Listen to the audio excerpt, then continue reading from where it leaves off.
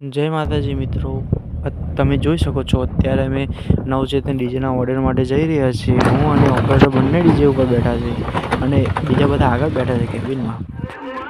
અમે નવચેતન ગામમાં તો પહોંચી તો ગયા, પણ બહુ મોડું થઈ ગયેલું રાતે, કારણ કે રસ્તો બહુ ખરાબ હતો એમનો. એટલે પછી તે પાર્ટી આવીને કહી ગઈ કે તમે જમી લો, પછી આપણે સીધા ગરબા જ ચાલુ કરવાના છે. એમના પહેલાં બપોરમાં શોતક બોતક બધું પૂરું થઈ ગયેલું, એટલે અમે જઈએ ત્યારે ડીજે ચાલુ કરવાનું હતું ડાયરેક્ટ.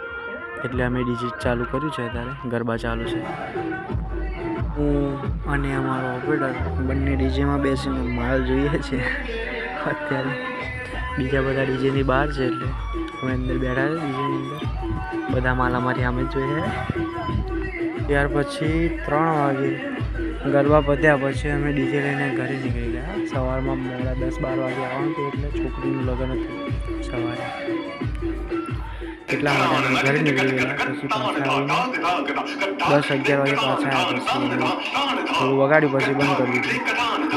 અને બહુ મારી બધી છોકરીની વિદાય પછી અમે ગયા. સારફી લગાવવાની હતી રાતે, છોકરાનું લગ્ન હતું એટલે ઓરકુડું ત્યાં જ નવચેતનમાં જ છોકરીનું લગ્ન પત્યું. પછી છોકરાનું લગ્ન હતું, એટલા માટે અમે સારફીમાં